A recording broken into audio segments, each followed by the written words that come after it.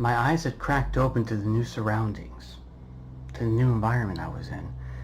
As my chest jolted upward, I took in a deep breath. As I raised my head, putting my hand to it, and I pushed myself up onto my feet. You may be wondering who I am. My name's Wilson. I'm in my early 30s. And well, I'm a genius. I'm a scientist. I looked around my new surroundings, seeing that it was, well, it was different. I was an independent scientist in a land I was unfamiliar with. After that, well, unpleasant's a bit of a short word for it, but after that unpleasant visit with Maxwell, I learned his name later, I found myself indulged.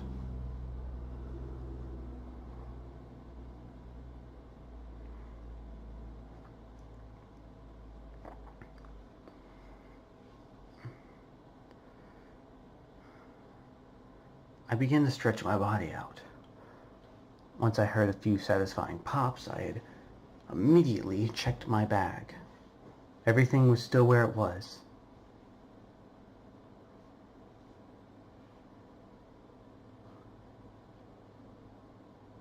I felt pretty good, to say the least.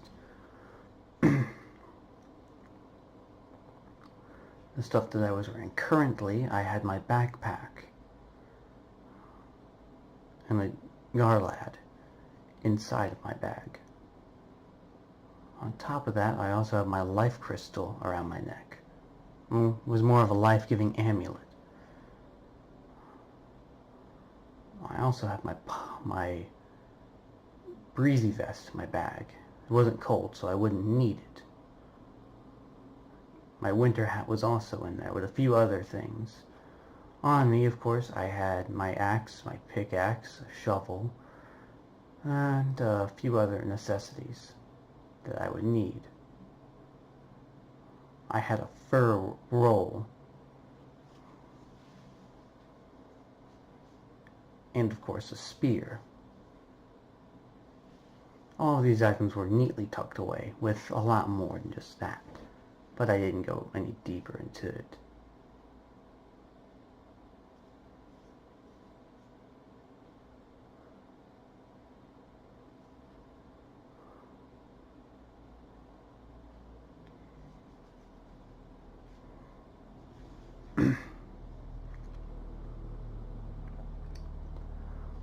As I began walking, I looked and noticed the new surrounding area, the surroundings, the everything. I had escaped my captors, but what did I escape them just to be thrown into a new toil of insanity?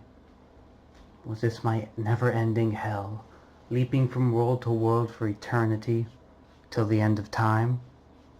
Or did I escape? I sure hope I escaped.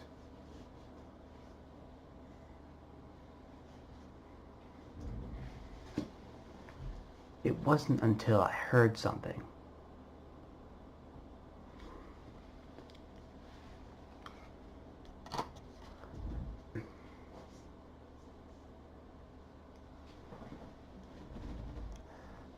I heard the sound of something jumping up and falling right back down. Jumping up and falling right back down. Curiosity had gotten the best of me, like it always has. I went to go investigate. And to my surprise, I was surprised to see a buggish-looking creature with multiple holes in its body and big blue eyes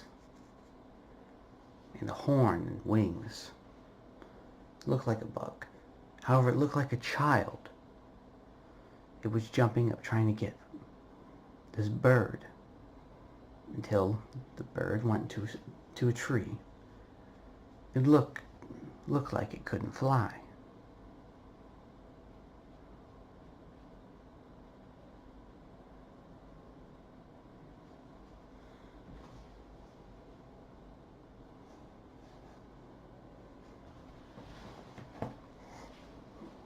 I looked with my eyebrows raised at it. Well, one of them anyway. Until it turned and noticed me. I had my spear in my right hand, using it as a walking cane. It eyed the weapon, and looked at me in fear. Of course, I made no advances on it. I didn't want to startle this creature.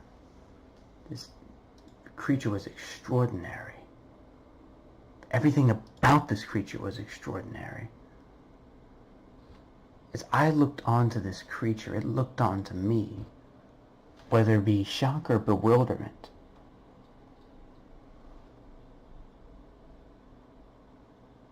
We both stared,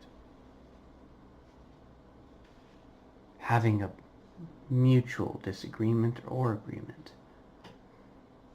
We were two neutrals. However, one was afraid of the other one, and secretly the other one knew it.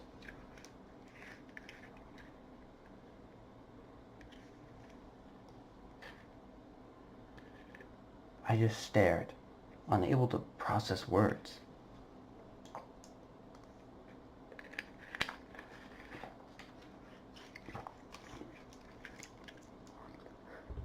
He said, "Sir, please, I'm lost and I'm hungry. I promise I'll walk. I'll move away. Just please don't hurt me." I looked in fascination. Another thing that possessed somewhat of a intelligible conscience. I knelt down and said, "Young one, I am not going to hurt you, I promise. You are beyond my own comprehension. Here." I held out berries that I still had in my pack. He got curious and approached. Eventually, he had given in.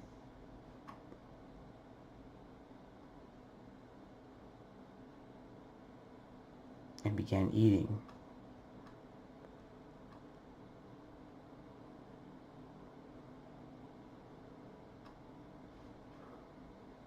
Seemed like he was rather content with the meal. Meaning it wasn't wholesome, so he wasn't entirely there, but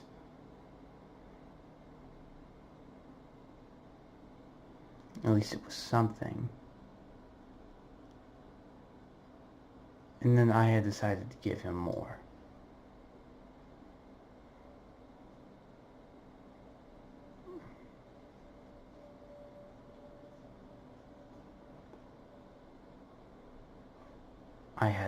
I looked at my pack and I gave him something else.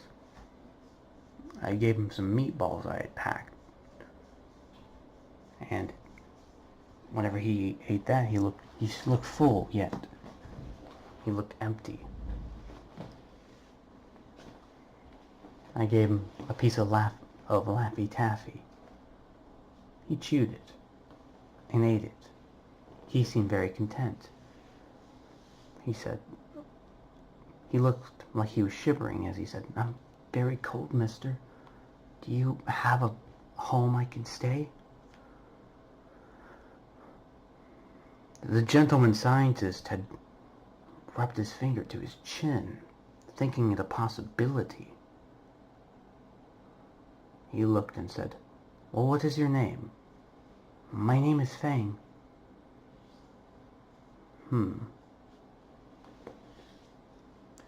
He had taken out that puffy vest and had put it on him. He seemed to be a little warmer.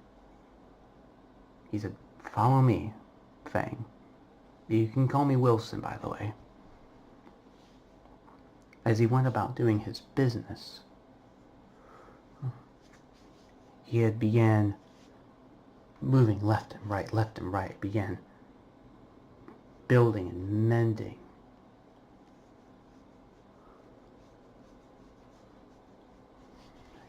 After a few minutes, Wilson had constructed a tent.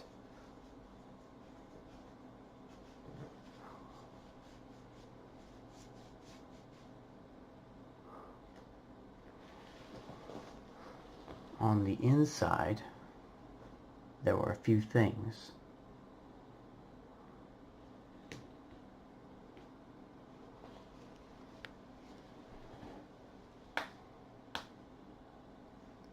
He popped his neck, popped his fingers, feeling content with, well, what he had done.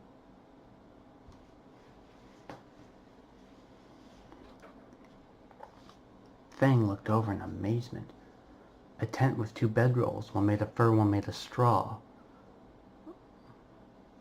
There was also this weird machine. It was a science machine.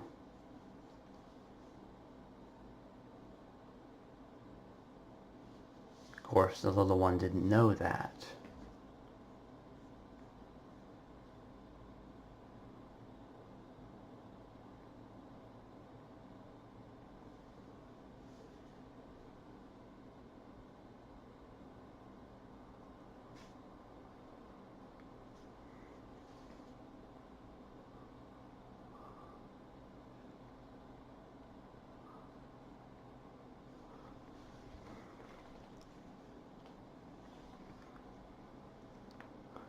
Whenever they had went inside, the little one had taken the fur roll. Wilson was slightly downsided by it, but he didn't mind. He had taken the straw roll and quickly turned on the lantern as night descended, in fear. Well, why did you do that, Mr. Wilson? Well, he didn't want to scare the kid and said, I'll tell you when you're older, whenever we find your parents. The kid looked dejected. He looked down. Wilson had pulled out a journal and began writing.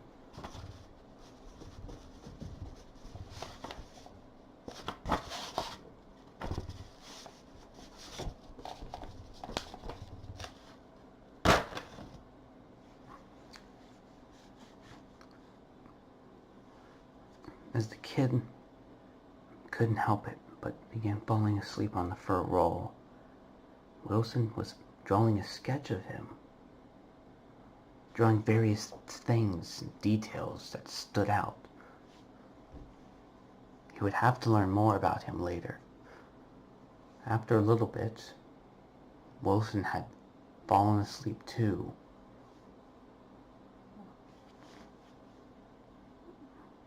The next day, he got up.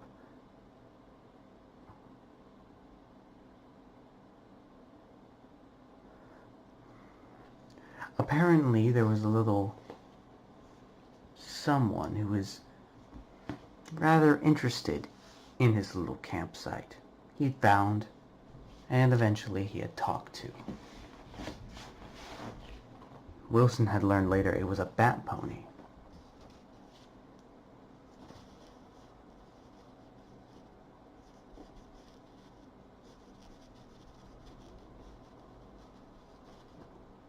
Bat pony, many people would be confused about, of course. But he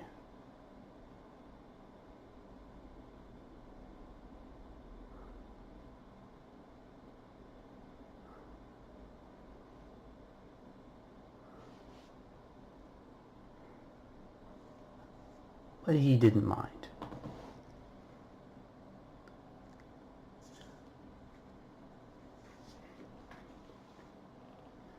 He said, "What's your name?"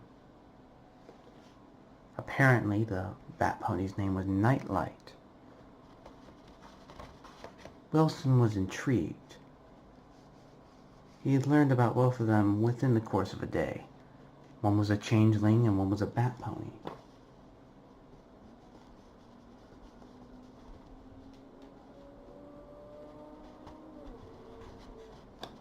He didn't really know what to think or make of this information. Then he had learned that he was in a place full of bipedal creatures. And all kinds of crazy, wacky stuff. But he knew he hadn't learned everything. He'd gotten a location down on the map, at least. A place that was relatively far from where he was. A place called Ponyville.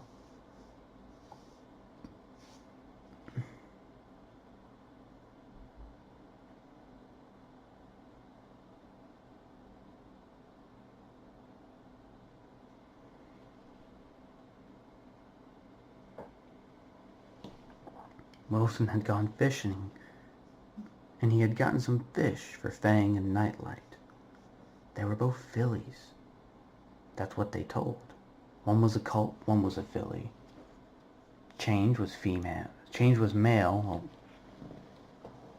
the changeling was male, while the bat pony was female. Fang being the boy and Nightlight being the girl.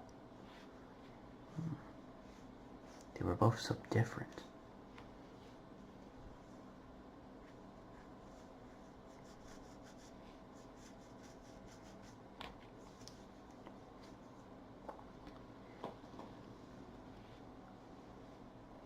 But the one thing that they saw a lot about Wilson was he looked so bothered. He knew his sanity was down, so he put on that flower crown, seeing those shadows walking around him beginning to softly fade away. He took a deep breath in and he exhaled out. He had decided it'd be best to build a wall. He began building a wooden wall around the perimeter. Once he was done with that, he had built wooden flooring, and even built a wooden gate.